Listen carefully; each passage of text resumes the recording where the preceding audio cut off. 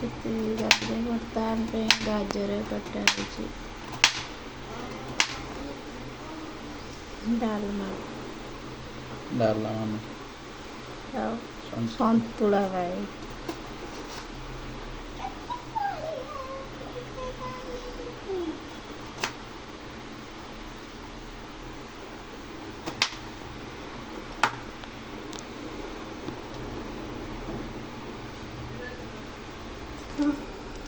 ଥରେ ପରିବା ଧୁଆ ହେବ। ହେଇସାରିଛି ଆମର।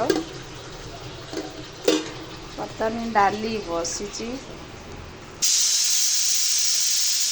ଶିଖିବା ଅଲଗା ଡାଲି ହେଇଯାଇଛି ଆଉ ମସ୍ତ ଚାମଚ ପୁରୀ ପୁରା ଖାଲି ପାଣି ଅଧିକା ପାଣି ହେଇଯାଇଛି। ତାକୁ ଟିକେ ବସେଇଲେ ଏତେ ପାଣି 5 ଟଙ୍କିଆ ଡାଲି ଦେଖାଉଛି। ଭାବିନି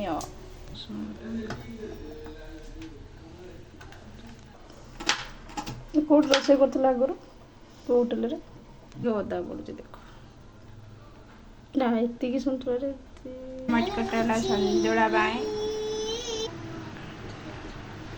ସେତିକି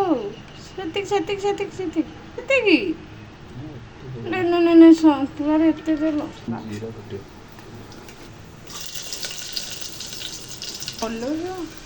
ଗ୍ୟାସରେ ଅଟୋମେଟିକ୍ ତାତିବ। କେତେ ତେଲ ପଡ଼ିଛି 100 ଗ୍ୟାସଟା କାହିଁ ହେଇଛି ତେଲଟା ଚାରିଆଡ଼େ ତା ଇଏଟା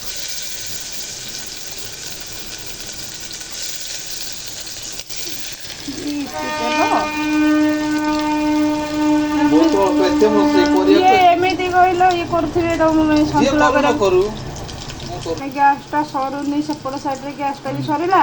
ତା ସହିତ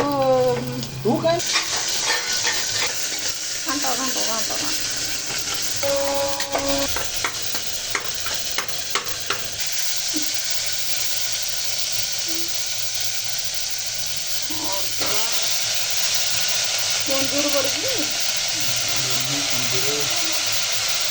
ଆଳୁ, କଖାରୁ, ଗାଜର, ଜହ୍ନି, କୁନ୍ଦୁରୁ ଆଉ କିଛି ଫଳ ନାହିଁ। ଅମୃତଭଣ୍ଡା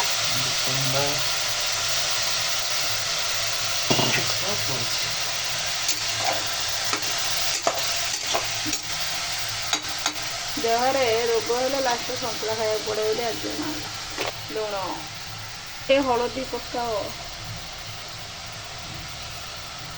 ଠିକ୍ ଅଛି ଗୋଳେଇ ଦିଅ। ଗୋଳିଆ ହବନି ଆଉ ସେ ଯେଉଁ ପ୍ଲେଟ୍ ଯେଉଁ ପାଣିଟା ଇଏ ଢାଳି ଦିଅ। ତାପରେ ଡାଲି ପାଣିଟା